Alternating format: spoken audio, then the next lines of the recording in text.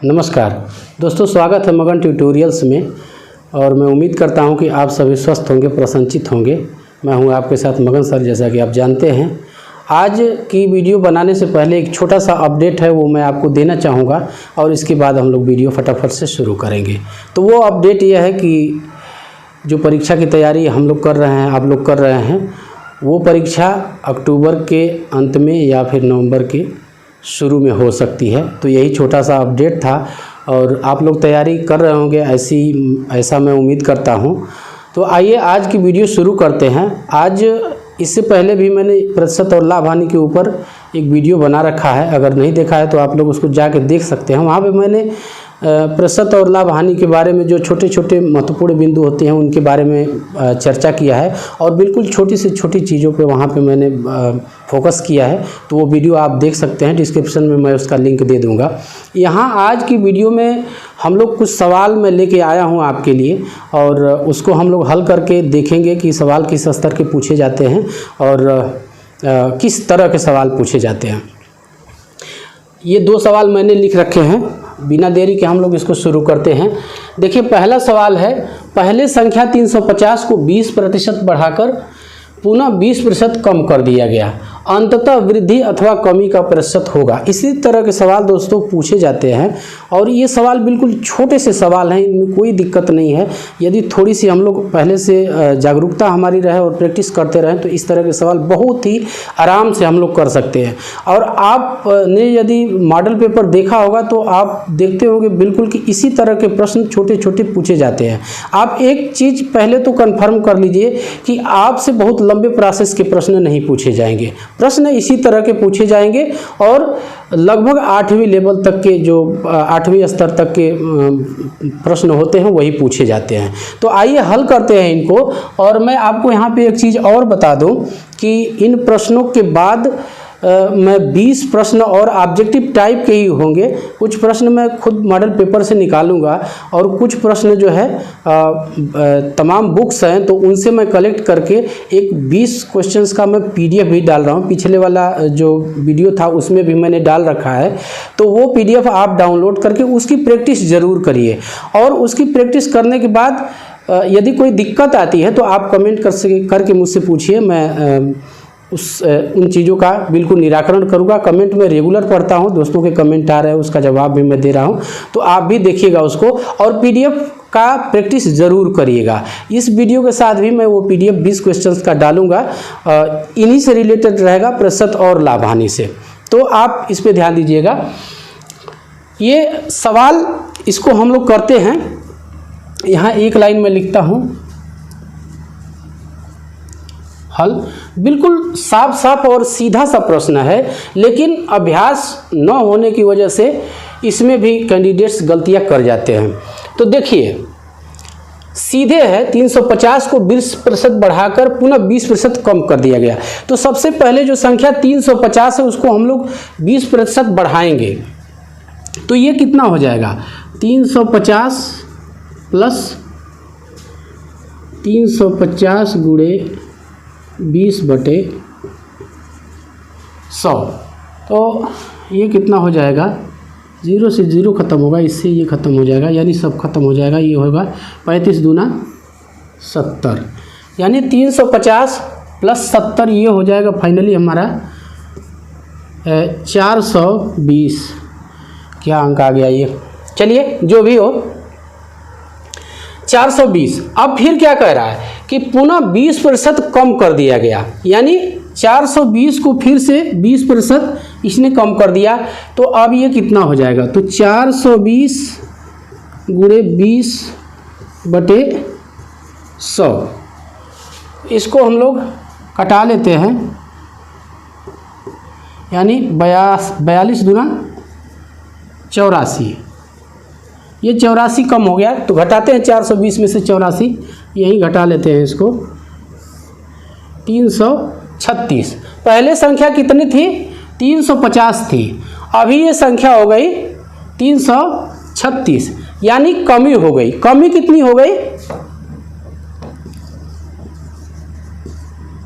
कमी हो गई 350 ऋण 336 सॉरी, ये हो जाएगा 14, यानी 14 की कमी हो गई।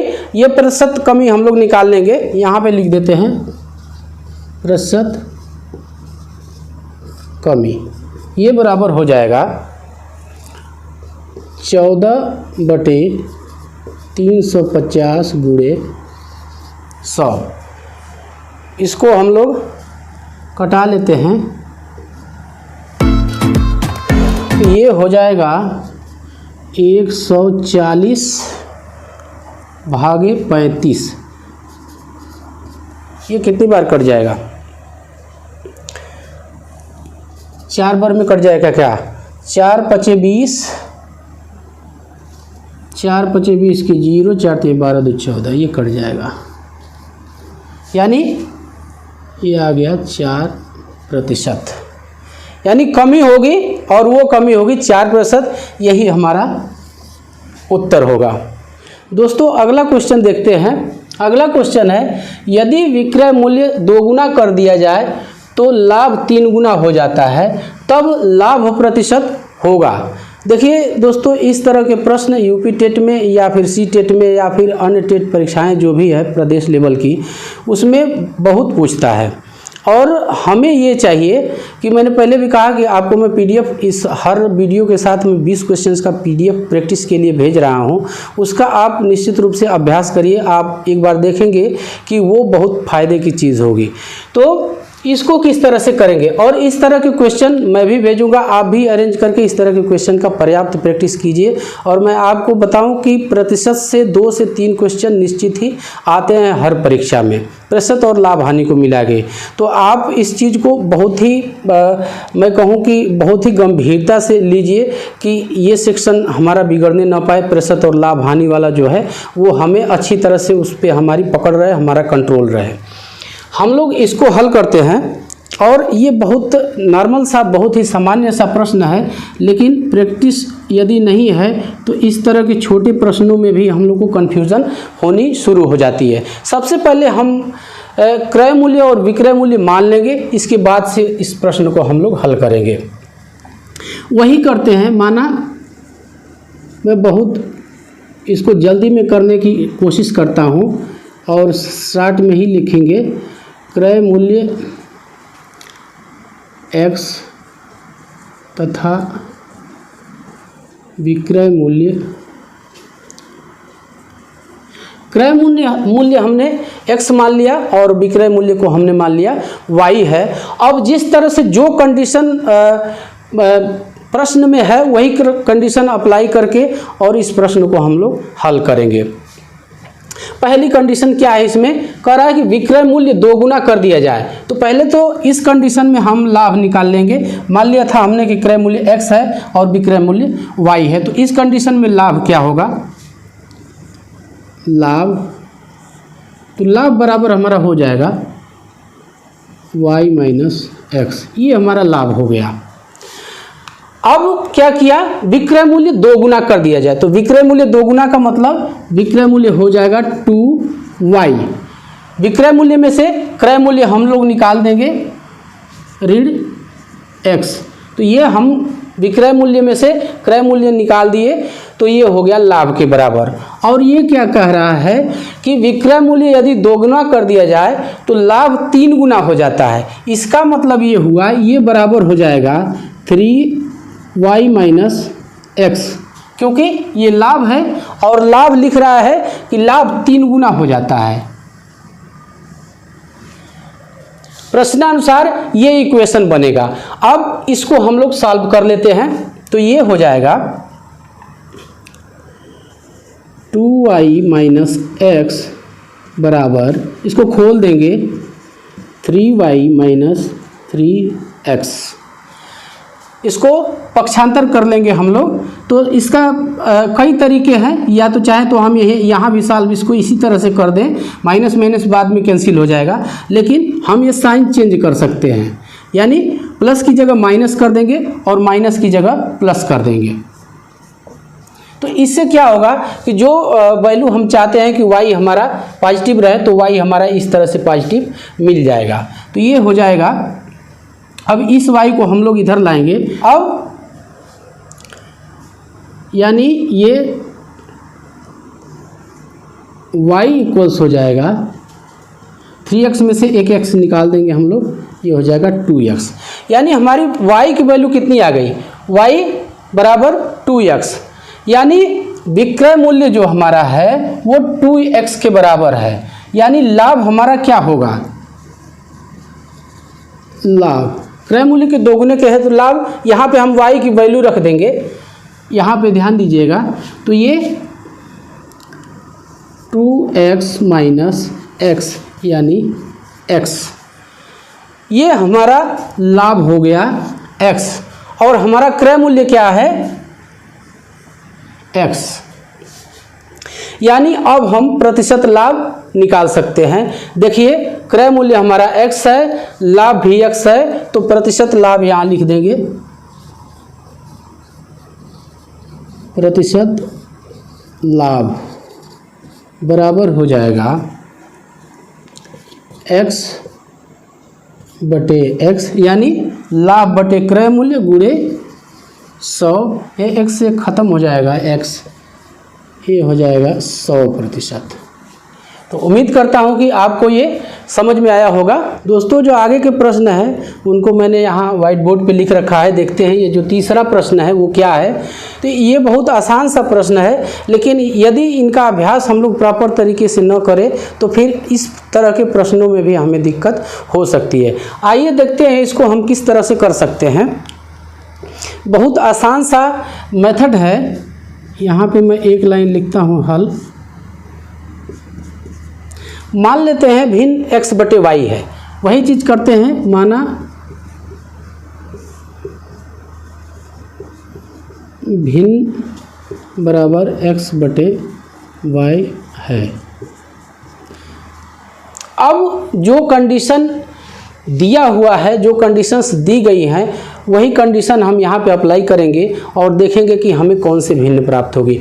वो जो भिन्न प्राप्त होगी वो कंडीशन लगाने के बाद ये जो बराबर होगी वो 16/55 के बराबर होगी। उम्मीद करता हूँ आपको बातें समझ में आ रही होगी। तो क्या कर रहा है, पहले उसके अंश को 20% कम कर रहा है। तो इस भिन्न में अंश x है और हर y है, यानी हम अंश को 20% कम करते हैं तो ये हो जाएगा x माइनस x इंटू 20/100, 20/2500, यानी ये हो जाएगा 5x माइनस x बटे 5, यानी ये बराबर हो जाएगा 4x बटे 5। ये नया अंश जो है वो भिन्न का हमने पता कर लिया। 20% घटाने के बाद नया अंश क्या होगा, 4x बटे 5 होगा। अब हमको नया हर भी पता करना पड़ेगा। और वो नया हर कैसे पता चलेगा, हर को 10% हम बढ़ा देंगे तो जो नया हर बनेगा वो हमको पता चल जाएगा। तो हर को 10% हम बढ़ा देते हैं, यानी y प्लस y गुणे 10/100, यानी 10 में 100। इसका मतलब ये हो जाएगा 10y प्लस y बटे 10, यानी 11y बटे 10। ये नया हर हो जाएगा, ये जो है नया हर हो जाएगा। तो नया अंश भी हमें पता है और नया हर भी पता है, तो अंश बटे हर कर देंगे इसको, तो ये जो है बराबर होगा इसके 16/55 के। तो वही करते हैं, यहाँ पे लिख देते हैं, यहीं पे करते हैं।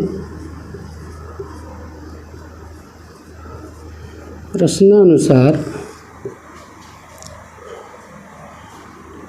4x बटे 5 होल अपान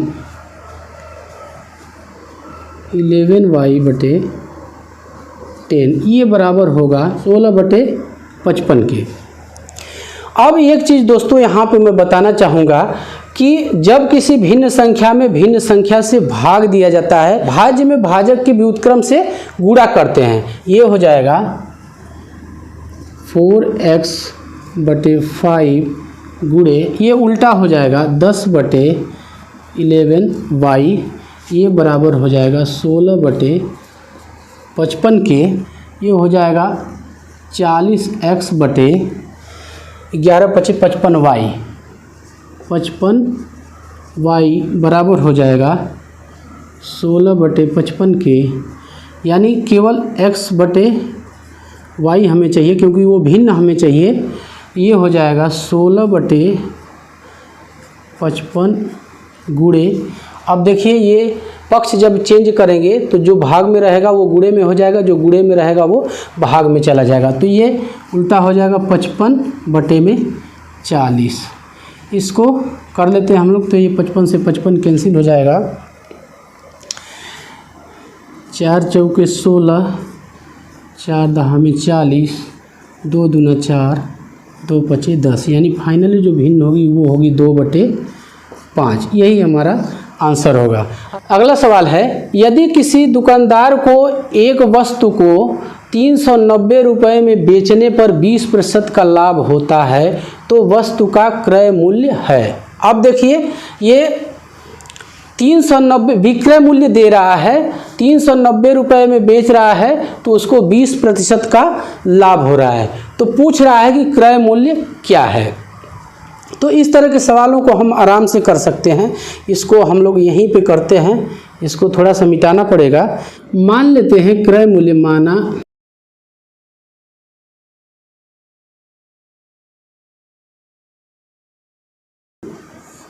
क्रय मूल्य बराबर x रुपये, क्रय मूल्य हमने x रुपये मान लिया।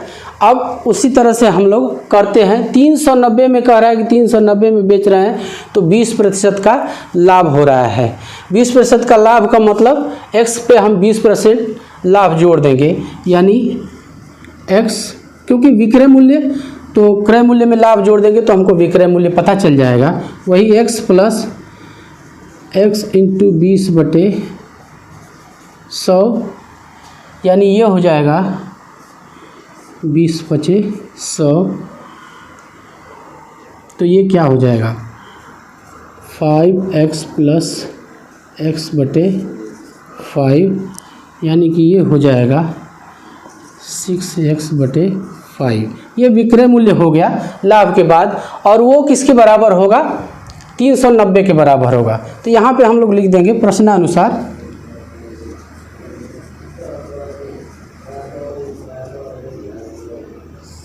प्रश्नानुसार 6x/5 ये बराबर हो जाएगा 390 के, इसको हम तिर्यक गुणा कर लेंगे तो ये 6x बराबर हो जाएगा 390 गुणे 5, यानी x बराबर हो जाएगा 390 गुणे 5/6। तो कटा लेते हैं इसको, कटाने के बाद क्या आएगा,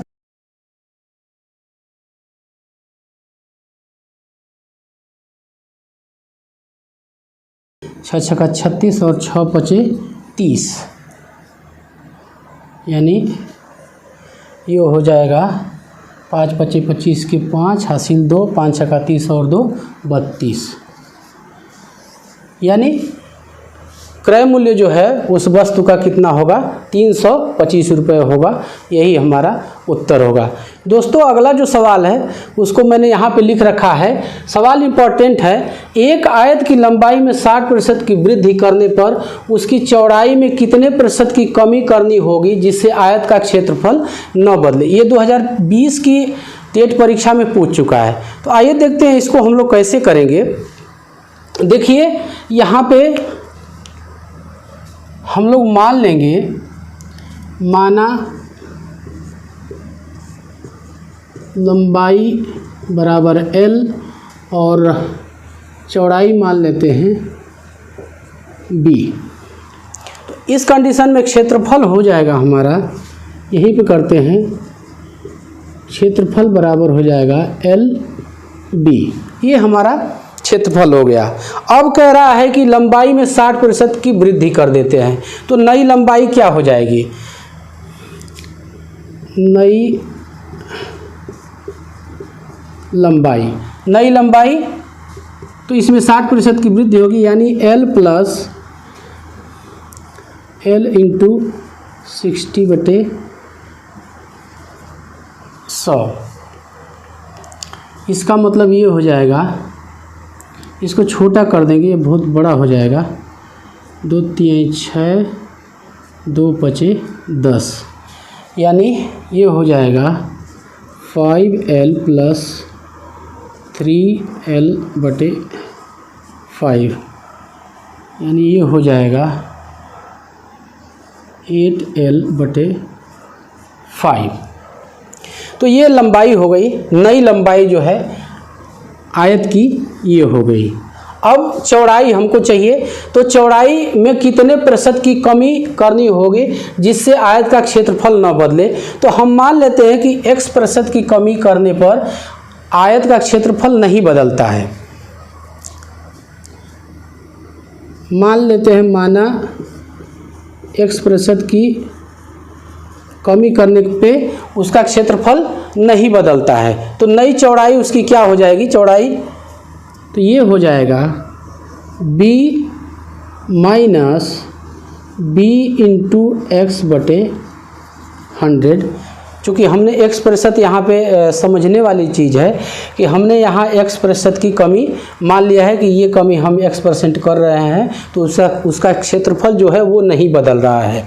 तो इसको हल कर लेंगे, बिल्कुल बेसिक तरीके से मैं बता रहा हूँ ताकि ये चीज़ें आपके समझ में आ जाएं। तो ये कितना हो जाएगा, ये एलसीएम हमने ले लिया इसका, ये हो जाएगा 100b माइनस bx, ये हमारा हो जाएगा, ये हमारी हो गई नई चौड़ाई।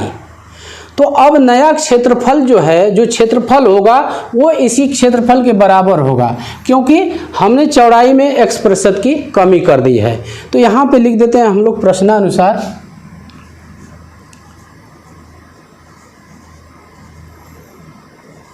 प्रश्नानुसार। अब यहाँ पे कौन सी कंडीशन, लंबाई गुणे चौड़ाई, यानी 8L/5 गुणे चौड़ाई हमारी ये है 100b माइनस bx,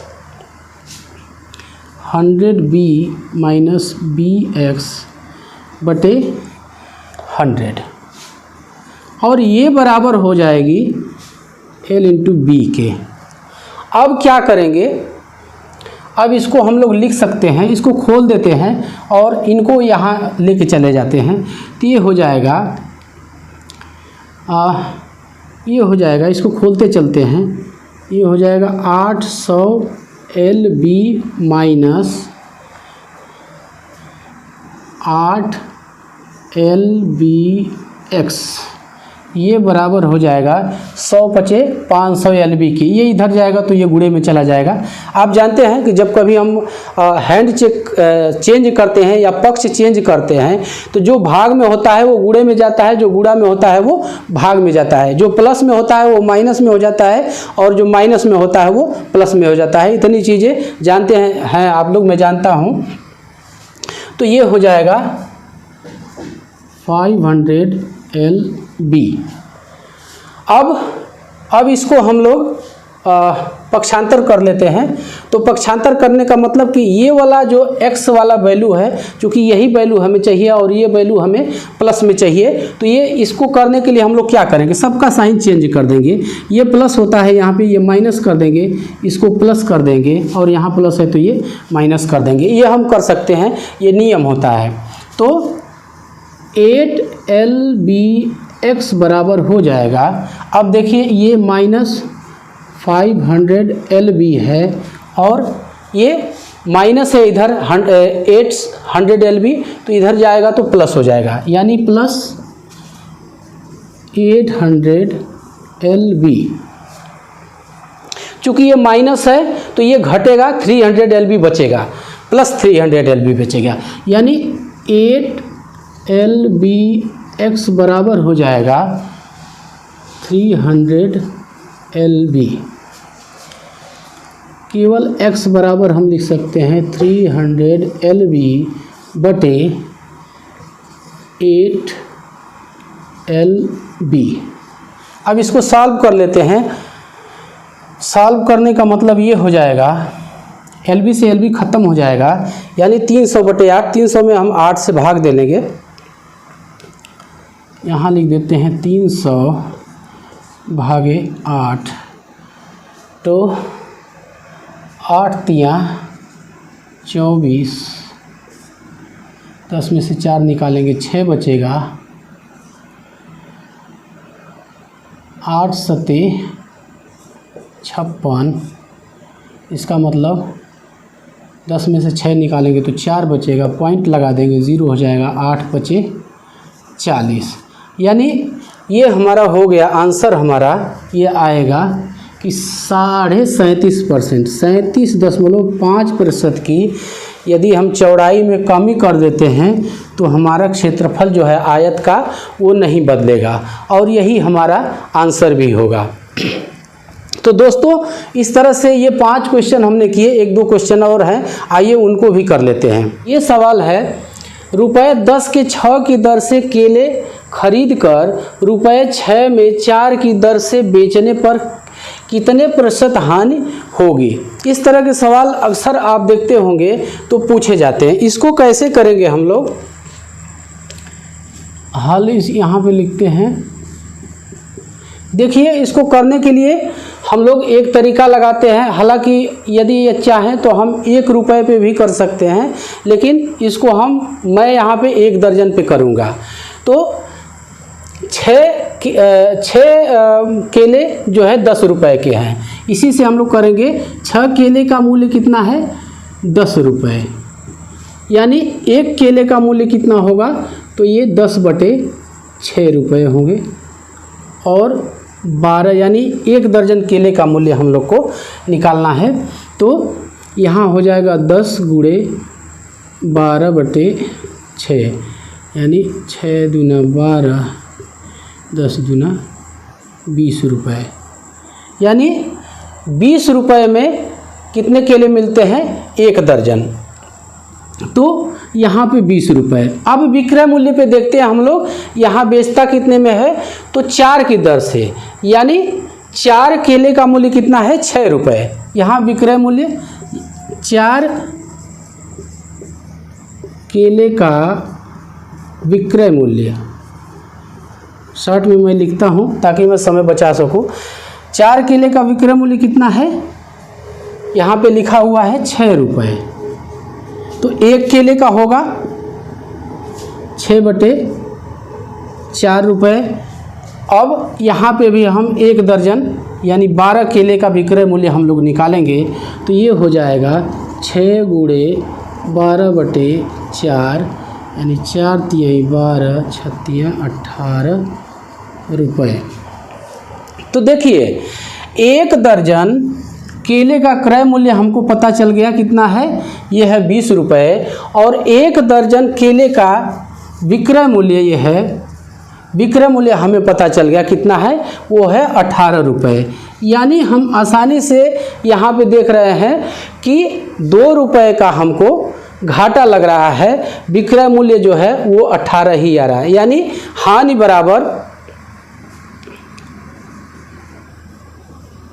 हानि बराबर हो जाएगा क्रय मूल्य ऋण विक्रय मूल्य, यानी 20 ऋण 18, यानी 2 रुपये की। अब प्रतिशत हानि, तो हमें क्रय मूल्य भी पता है वो 20 रुपये है, हानि भी पता है 2 रुपये है, तो प्रतिशत हानि हम लोग आराम से निकाल सकते हैं। यहीं पे लिख देते हैं प्रतिशत हानि